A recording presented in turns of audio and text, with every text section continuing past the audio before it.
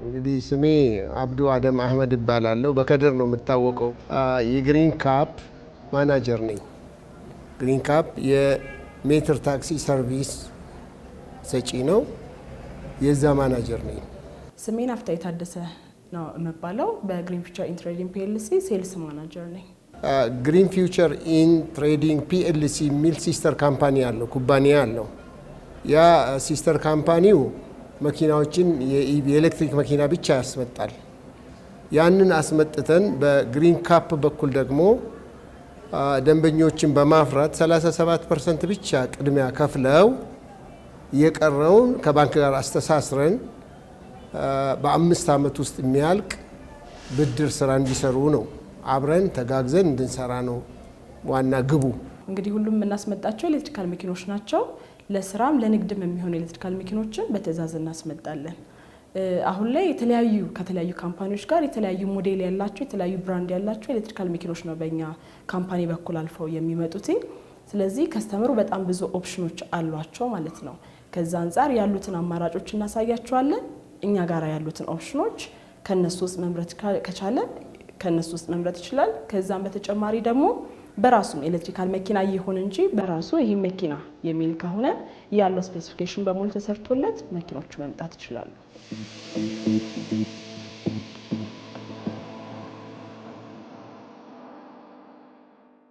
መኪኖቹ የተለያዩ ናቸው። ከቦዲ ታይፕ ስንነሳ ሃችባክ ታይፖች አሉን፣ ሴዳን ታይፖች አሉን፣ ኤስዩቪ አለን፣ ሚኒቫኖች አሉ፣ ሚኒባሶች አሉ። ስለዚህ አሁን እንግዲህ አብዛኞቹ እንግዲህ 5 ሲት ናቸው እኛ ጋር የሚመጡት። በሃችባክም ቢሆን በሴዳን 5 ሲት ናቸው። ሚኒቫን በሚሆንበት ጊዜ ግን 7 ሲት አለ። አሁን ደግሞ በአዲስ ደግሞ የሚመጡ አሉ 12 ሲቶች እስከ 16 ሲት ያላቸው ሚኒባሶች ይመጣሉ። ስለዚህ ዋጋቸው እንደየ አይነታቸው ይለያያል። ግን በቦዲ ታይፕ የተለያየ ቦዲ ታይፕ ያላቸው መኪኖች ናቸው የሚመጡት። እንደ አጠቃላይ አሁን እኛ ሚኒመም ተብሎ የተያዘው ባለ 3 እግር በኤሌክትሪክ የሚሰራ ባለ 3 እግር ባጃጅ አለ። እሱ 700 ሺህ ብር ነው አሁን ላይ የሚሸጠው።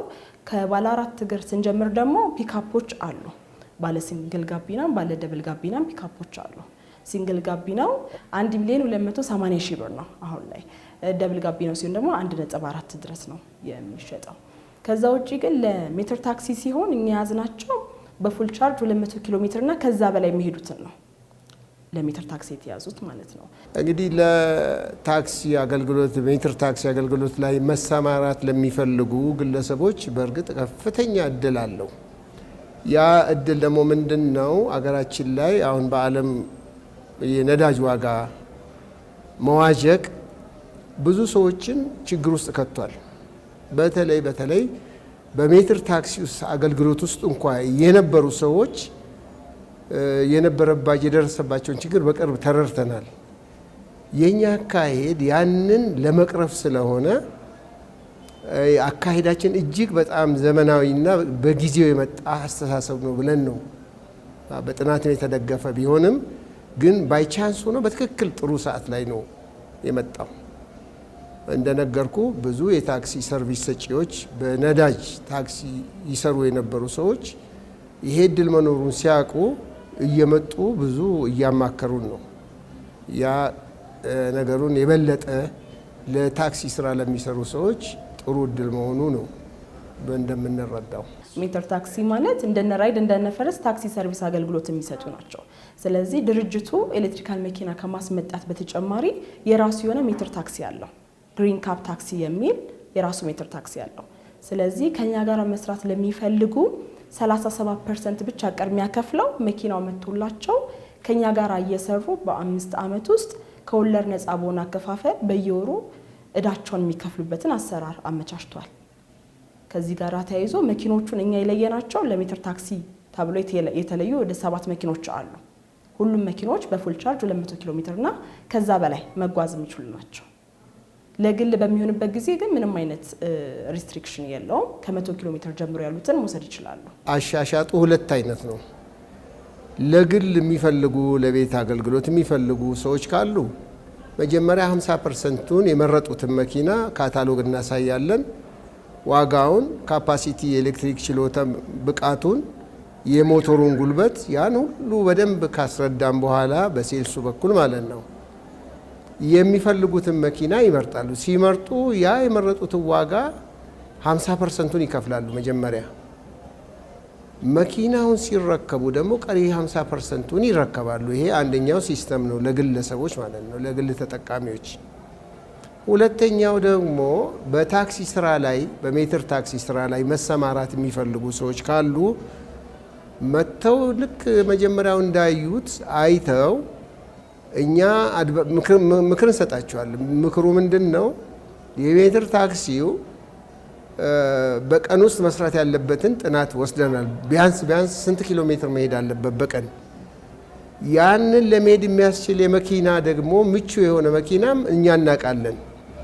አማራጩን በደንብ እናስረዳቸውና ያመኑበትና አቅማቸው የሚፈቅደውን ሲያውቁ ይሄን እንፈልጋለን ሲሉ የዛን የመረጡትን መኪና 37% ብቻ ቅድሚያ ይከፍላሉ። ከዛ በኋላ ቀሪውን በብድር በባንክ በኩል አስተሳስረን ነው በ60 ወራት ውስጥ ይጨርሳሉ ማለት ነው። ስለዚህ 5 ዓመት ውስጥ ይጨርሳሉ። እንደዚህ ነው አሰሳጡ። ለሜትር ታክሲ ከሆነ አሁን ላይ የሚጀምረው 2,150,000 ብር ጀምሮ ነው ለሜትር ታክሲ ከሆነ። ለግል ከሆነ ለግል ሆኖ ለግል ፐርፐዝ የሚጠቀሙበት ከሆነ ደግሞ ከ1.2 ጀምሮ አለ። በባንክ በኩል እንግዲህ እኛ ስንል ከወለድ ነፃ ነው። ከወለድ ነፃ ነው። ባንክ ስንል ፊክስድ ፕራይስ ስለሆነ እነሱ 37ቱን ኢምፖርት ሲያደርጉ በእኛ በኩል እኛ ባንክ ጋር አሁንም ብዙ አማራጭ እየወሰድን ነው። ለምን የተለያዩ ባንኮች ጋር እየተገናኘን ነው። እነሱም የተለያየ አድቫንቴጅ ያሳዩሃል። መራጩ አንተ ነህ። እኛ ስንመርጥ ስትራቴጂው ሰክሰስፉል እንዲሆን ስለምንፈልግ የእኛን ጥቅም ብቻ ያማከለ መሆን የለበትም የሚል እምነት አለን። በቅርብ ተነጋግረን እነኚህ ተበዳሪዎች ተበድረው ሊከፍሉ የሚችሉበትን ጥናት ባጠናነው መንገድ ሲሄዱ የተሻለ ነው ብለን ነው የምናምነው። አሁን ምንድን ነው የሚሆነው? የእኛንና የባንኩ በኩል ያለውን አስተካክለን ለነሱ ምቹ እንዲሆን አድርገን ነው የምንነጋገረው። የመክፈል ችሎታቸው አቅማቸው ተጨባጭ የሆነ እንዲሆን ሪያሊስቲክ ሆኖ እነዚህ ሰው ባቀረብነው ባጠናነው ዳታ መስራት የሚችሉትን ሚኒመም ማክሲመም አቭሬጁን ቢሰሩ ኑሯቸውንም ኑሮ እዳቸውንም ከፍለው ቢጨርሱ ሊሰሩ ይችላሉ የሚለውን አማራጭ ወስደን ነው የምንሰራው።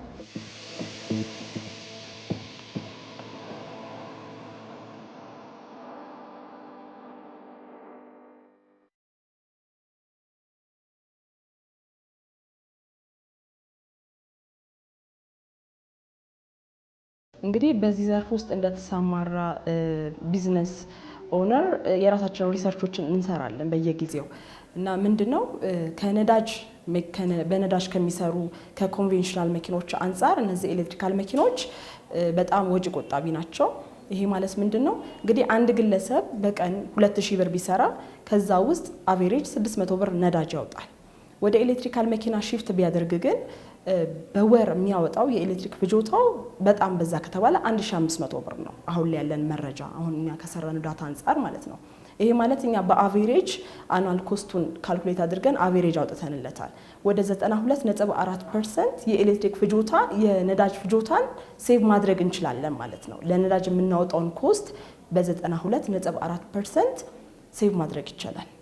ስለዚህ ለምንድን ነው ከኮንቬንሽናል መኪና ወይም በኢንጂን ከሚሰራ መኪና ኤሌክትሪካል መኪና ተመራጭ የሆነው አሁን ላይ የሚለውን ስናይ የመጀመሪያው የነዳጅ ወጪ ነው። እንዳልኩ የነዳጅ ወጪ 92.4% ሴቭ ማድረግ ይችላል።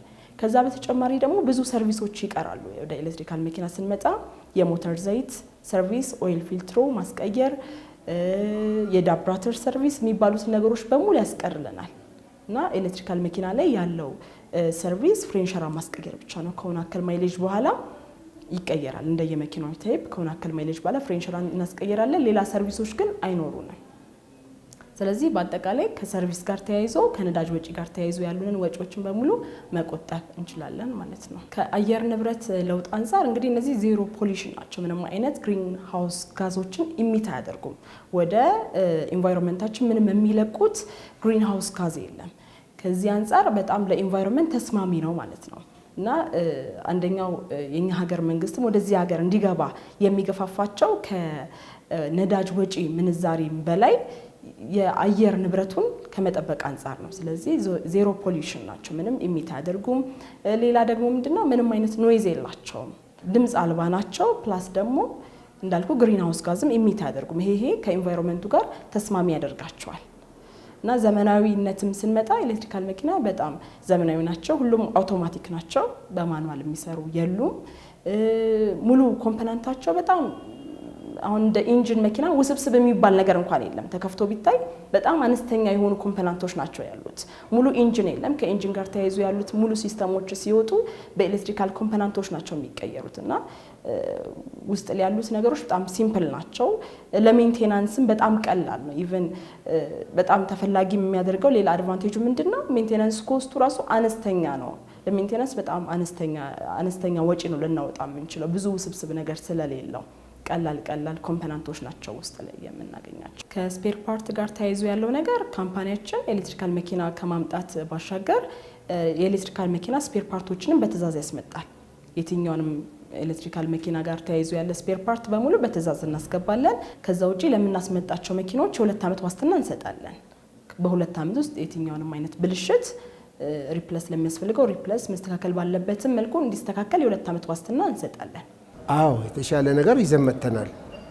አንደኛ የኤሌክትሪክ መኪና ከነዳጅ መኪና የሚሻልበትን ዳታ ሰብስበን እኛ ለራሳችን ጥናት ብቻ ሳይሆን ማህበረሰቡ የሚጠቀምበት በዚህ የሹፍርና እና በመኪና ስራ ላይ ደግሞ የሚሰማሩ ሰዎችም የሚጠቀሙበትን መንገድ አጥንተን ስለመጣን ኮስት ፕራይስ በነዳጅና በኤሌክትሪክ ዋጋ መሀል የፍጆታ ዋጋ መሀል ያለውን ጋፕ በትክክል አጥንተናል።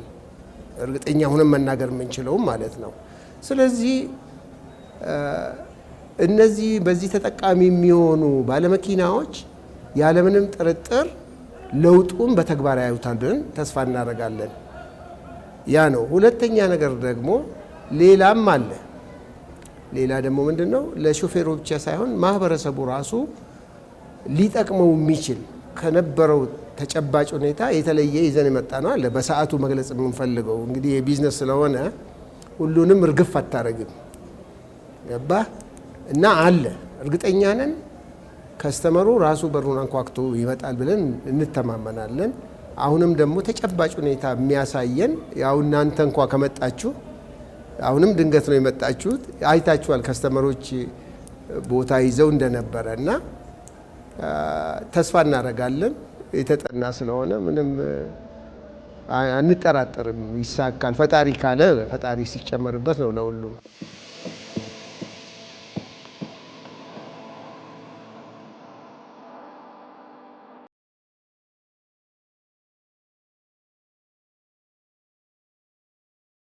እኛ ጋር የሚመጡት አሁን ላይ እንዳለ ኤሌክትሪካል መኪኖቹ በሙሉ በሊቲየም አየን ባትሪ የሚሰሩ ናቸው። እንግዲህ ሊቲየም አየን ባትሪ ማለት ሚኒመም ላይፍ ታይሙ 10 ዓመት ነው እና ከ10 እስከ 12 ዓመት ሙሉ ካፓሲቲውን ጠብቀው መጓዝ የሚችሉ ናቸው። ይሄ ማለት ምንድነው? እንግዲህ በፉል ቻርጅ 360 ኪሎ ሜትር ይሄድልኛል ብዬ የገዛሁት መኪና ከ10 እስከ 12 ዓመት በዛው ካፓሲቲ መቀጠል ይችላል እንደማለት ነው። እነዚህ ሊቲየም አየን ባትሪ ቀድሞ ላይ ከምናውቀው ከሊድ አሲድ ባትሪ በዋነኝነት የሚለየው ምንድነው? በጣም ብዙ ጥቃቅን ሴሎች ናቸው በውስጡ ያሉት። እያንዳንዱ ሴል 4.2 ቮልት መሸከም የሚችሉ ናቸው። ከ3.8 እስከ 4.2 ቮልት ተሸካሚ ናቸው እና እንደየመኪናው አይነት አንዳንዱ መኪና 1000 ሴል የሚይዛለ፣ 2000 ሴል የሚይዛለ፣ እስከ 5000 ባትሪ ሴል ተሸካሚ የሆኑ ኤሌክትሪካል መኪኖች አሉ። ስለዚህ ምንድነው ጠቀሜታው? የሆነ ያክል ሴል ሊደክም ይችላል በመሃል ቶታሊ ሙሉ ሴሉ በአንዴ ፌል አያደርግም። የሆነ ሴል ብቻ ሊደክም ይችላል ወይም ደግሞ ፌል ሊያደርግ ይችላል። የሚደክም ከሆነ የራሱ የሆነ ማሽን አለው፣ ባላንሰር ማሽን የሚባል ኤሌክትሪካል ሜንቴናንስ ሾፕ ላይ ባላንሰር ማሽን አለ። በዛ ማሽን ባላንስ ይደረጋል። ምንድነው ይሄ ባላንሰር ማሽን? አምባላንስ ኤረር የሚባል አለ ባትሪዎች ላይ። አምባላንስ ማለት ምንድነው? እያንዳንዱ እንግዲህ እንዳልኩ ሚኒመም 3.8 ቮልት ማክሲመም 4.2 ቮልት አንዷ ሴል መሸከም አለባት። አምባላንስ ሲሆን ግን 1 ቮልት ወይም ደግሞ 2 ቮልት ብቻ ተሸክሞ አልቀበልም ማለት ነገር ይመጣል። የሆነ ሴል 4.2 ቮልት ተሸክሞ የሆነ ሴል ደግሞ 2 ቮልት ብቻ ተሸክሞ አምባላንስ ሼር ይሆናል። አምባላንስ ሼር በሚሆንበት ጊዜ ቅድም እንዳልኩት ካፓሲቲ የሞረር ነገር ይመጣል። በዚህ ጊዜ ምንድነው የሚደረገው? ባላንሰር ማሽን አለ፣ ባላንስ ነው የሚደረገው። የሆነ ሴል ደግሞ ከመሃል ፌል የምታደርግ ከሆነ ሴሏ ሪፕለስ ትደረጋለች። ፌል ያደረገችዋ ሴል እንደገና በአዲስ ሴል ሪፕለስ ትደረጋለች። እነዚህ አይነት ስፔር ፓርቶች አሁን ሴል ምናምን እኛ እናስመጣለን፣ በትዕዛዝ የሚገቡ ይሆናሉ እንጂ እንደ አጠቃላይ ፌል ሊያደርግ የሚችለው ቅድም እንዳልኩት ከ10 ዓመት በኋላ ነው ሊሆን የሚችለው። ሚኒመም ነው 10 ዓመት የተያዘው ሚኒመም ነው። እስከ 15 ዓመት ነው ሊቲየም አየን ባትሪ እስከ 15 ዓመት ድረስ መቆየት ይችላል። ሚኒመም 10 ዓመት ድረስ ግን ሙሉ ሴሎቹ ዴድ ሳያደርጉ መቆየት ይችላሉ። እኛ ጋር ያሉት መኪኖች በሙሉ እንግዲህ ሁለት አይነት ቻርጅ ኦፕሽን አለ። ስሎ ቻርጂንግ ኦፕሽን እና ፋስት ቻርጂንግ ኦፕሽን ይባላል። ስሎ ቻርጂንግ ኦፕሽን በሚሆንበት ጊዜ በማንኛውም በሲንግል ፌዝ ቆጣሪ በ220 ቮልት መስራት የሚችሉ ናቸው። ፋስት ቻርጅ በሚሆንበት ጊዜ ደግሞ 3 ፌዝ ይፈልጋሉ። ስለዚህ እኛ አሁን ምን አይነት ጥንቃቄ ነው የምንመክራቸው? ፋስት ቻርጂንግ ኦፕሽንን እንደው ባይጠቀሙ፣ አርጀንት ለሆነ ኬስ ካልሆነ ባይጠቀሙ ብለን ነው የምንመክራቸው። ፋስት ቻርጅ ማለት ምንድነው? ፖርት 2 ፖርት አለው ኤሌክትሪካል መኪና። ፋስት ቻርጅ መቀበያ ፖርት እና ስሎ ቻርጅ መቀበያ ፖርት አላቸው። ፋስት ቻርጅ ሲሆን ብዙ ከረንት ባንዴ ያልፋል እንደማለት ነው። ብዙ ከረንት ባንዴ በሚያልፍበት ጊዜ ባትሪ ሴሎቹን የመጉዳት ፕሮባቢሊቲ በጣም ሰፊ ነው። ስሎ ቻርጅ ሲሆን ደግሞ ብዙ ታይም ቴክ ያደርጋል። በብዙ ታይም ውስጥ ነው አነስተኛ ከረንቶቹ ታይም ወስዶ መግባት የሚችሉት። ፋስት ቻርጅ ሲሆን ደግሞ አነስተኛ ታይም ነው የሚፈልገው 30 ደቂቃ፣ 40 ደቂቃ፣ 50 ደቂቃ ፋስት ቻርጅ። ስሎ ቻርጅ ሲሆን ደግሞ ሰዓታት ይወስዳል። እንደ አንዳንዱ መኪና 2 ሰዓት ከ45 የሚፈልጋል፣ 4 ሰዓት የሚፈልጋል፣ 6 ሰዓት፣ 8 ሰዓት እስከ 12 ሰዓት የሚፈልግ መኪና አለ። እንደየመኪና አይነቱ ቻርጂንግ ታይሙን በዛው ልክ ይለያያል። ኖርማሊ ምንድነው እኛ መኪኖች የራሳችን ጂፒኤስ ውስጥ ላይ ይገጠምላቸዋል። ከዛ አንፃር የትም ቦታ ቢሆኑ እኛ ራሳችን ስለምንቆጣጠራቸው የመሰረቅ እድላቸው አነስተኛ ነው። ውስጥ ላይ የራሳቸው ሴኩሪቲ ሲስተም ስላላቸው ማለት ነው። ከዛ አንፃር ነው። ከጂፒኤሱ በተጨማሪ በሲስተማችን አፕሊኬሽናችን ውስጥ መኪናው ባለበት እንዲቆም እንዳይሰረቅ ማለት ነው እንዲቆም ማድረግ ይቻላል። የሰረቀውን ሰው ወዲያው ሰውየው ካመለከተ ወዲያው ይቆምበታል። ያ ነው ሲስተሙ አውት ኦፍ ሰርቪስ እንዳይሰራ ያደርገዋል መኪናውን። ሲስተሙ አፕሊኬሽናችን ከዚሁ ኮንትሮል ያደርገዋል ማለት ነው። ከኛ ጋር ነው ሲስተሙ ያለው። በደንብ አለ ሲስተሙ እንዲቆም ያደርገዋል። አይሰራም ማለት ነው። ካልሰራ ምን ሊያደርግ ይችላል ሰውየው? ምንም አያደርግም። ያ ነው። የራሳችን ዌብሳይትም ላይ የራሳችን ቲክቶክ አካውንትም ቢሆን ኢንስታግራም አካውንታችን ላይ የራሳችን አድሬሶች አሉ፣ ቴሌፎን ነምበሮች አሉ። በዛ መደወል ይችላሉ። ሙሉ መረጃውን ከዛ ማግኘት ይችላሉ። ከዛ ውጪ ደግሞ ለመዋዋል ሲፈልጉ ቢሮ መጥተው ያለውን ነገር ሙሉ ተረድተው ተዋውለው ከዛ ነው ትዕዛዝ የሚፈጸመው። እንዴት ነው ያለው ሂደት? አንድ ሰው እንግዲህ ያለውን አማራጭ እናሳየዋለን። በአንድ መኪና ከወሰነ የመጀመሪያ ስቴፕ ምንድነው የሚሆነው? ኮቴሽን የሚባል አለ። የሚሞላ የመኪናው ሙሉ ዝርዝር ያለበት ስፔሲፊኬሽኑን ጨምሮ አጠቃላይ ዋጋውን 37% ገንዘቡን የሚቀርበትን 63% ወርሃዊ ክፍያውን የሚይዝ ኮቴሽን ይዘጋጅለታል። እሱን አይቶ አዎ እስማማለሁ ሲል እሱን ፈርሞ ክፍያ ይፈጽማል። እና ክፍያው የሚሆነው በባንክ ነው። በባንክ ነው ክፍያው የሚፈጸመው። ባንክ ክፍያውን ከፈጸመ በኋላ ደግሞ የከፈልበትን ደረሰኝ ለኛ ይዞ ይመጣል።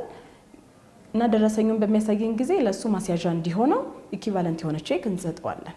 ለምሳሌ 800 ሺህ ብር ከሆነ የከፈለው 37% ገንዘብ 800 ሺህ ብር ያለው ቼክ ለማስያዣ ይሰጠዋል። ከዛ ዋና ውል እንዋዋላለን። ዋና ውል እንግዲህ ይሄን ያክል ገንዘብ ከፍሏል፣ እኛ ደግሞ በ90 ቀን ውስጥ ልናስረክበው ተስማምተናል የሚል ብዙ አንቀጾችን የያዘ የሽያጭ ውል እንዋዋላለን። ስለዚህ ከዛ ቀን ጀምሮ ባለ በ90 ቀን ውስጥ መኪናው ይረከባል ማለት ነው። እንግዲህ ምንድነው እኛ ስናሳይ ያው አንደኛ መኪናዎቹ ታዘው በ3 ወር ነው የሚደርሱት። በካታሎግ ደግሞ በደንብ እንዲገባው እናስረዳዋለን። ሁለተኛ ምንድነው እኛ ኢንቨስት ማድረግ የምንፈልገው በእኛና በደንበኞቻችን መካከል በእምነት ላይ ነው ኢንቨስት የምናደርገው። እያንዳንዱን ምንም ድብቅ ሳይኖር ግልጽ አድርገን ነግረን አምኖ እንዲገዛ ነው። ለምሳሌ እዛ ቦርዱን ታያለህ። እዛ ላይ 8 ስፔር ፓርት አለው ብለን ተናግረናል። ይሄው 8ቱም ደግሞ በስዕል እንዲያየው በትልቁ ሊገዛ ሲመጣ ይሄው ከዚህ ውጪ ምንም ነገር እንደሌለ እናስረዳዋለን።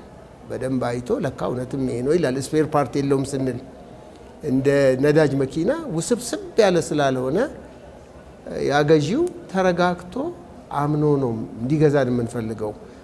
በዋስትና ደረጃ ደግሞ የጠየቀው ጥያቄ በጣም ጥሩ ነው። በአሁኑ ደረጃ እኛ ገና ሲከፍል ለከፈለው ቼክ እንሰጣለን እንዲረጋጋ ነው። ከዛም በላይ ደግሞ አንዳንዶቹ ከዛም ያለፈ ዋስትና የሚፈልጉ ከሆነ ደግሞ ትንሽ ታገሱ እንላለን። ትግስቱ ምንድነው? አምጥተን ኦርደሮች ስላሉ ስናከፋፍል ሲያይ ያምናል። ምንም የሚያጓጓን ነገር የለም። በተረጋጋ ሁኔታ በተማመን ደረጃ መስራት ስለምንፈልግ ይሄን ያህል ከስተመርም ግር ብሎ እንዲመጣም ይሄን ያህል አንጓጓም። ስለዚህ ያ ራሱ ያረጋጋዋል። በቃ ደስ ሲል ተመልሰ ሌሎች ጋር ሲደርስ ታያለ ስንለው በእሱም ተረጋግቶ ይሄዳል። የሚመጡም አሉ፣ አድራሻ የሚሰጡ አሉ። በዛ ሁኔታ ነው እና ዋናው የኛ ኢንቨስት የምናደርገው እምነት ነው።